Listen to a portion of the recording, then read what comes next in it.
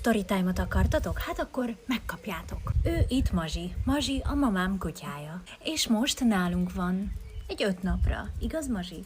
Igaz. Szia, Rózi. Gyere te is. Ő itt Rózi. Ő egy nagyon jó kutya.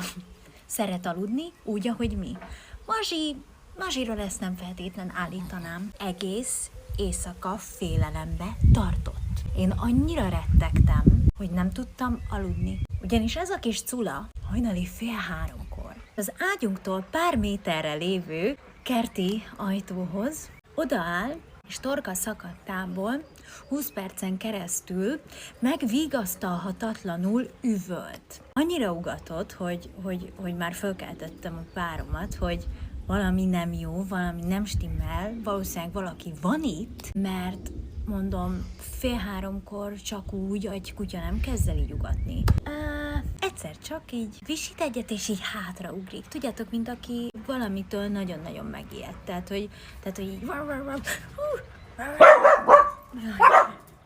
Rózi, ő békésen alukált tovább a takaró alatt, de a Mazsi retteget, ugatott, morgott.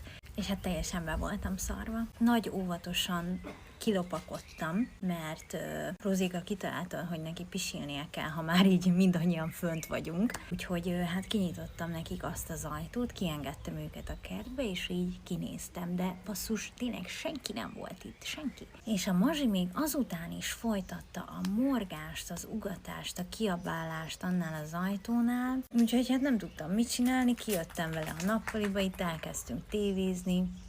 Hát remekül aludtam. Hát ember nem hiszem, hogy ember volt.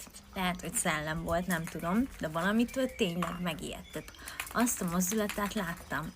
Rózika egy pingponglabdával játszik éppen. Úgyhogy ennyi volt a tegnap hajnali storytime. Írjátok meg, hogy szerintetek is szellem volt-e.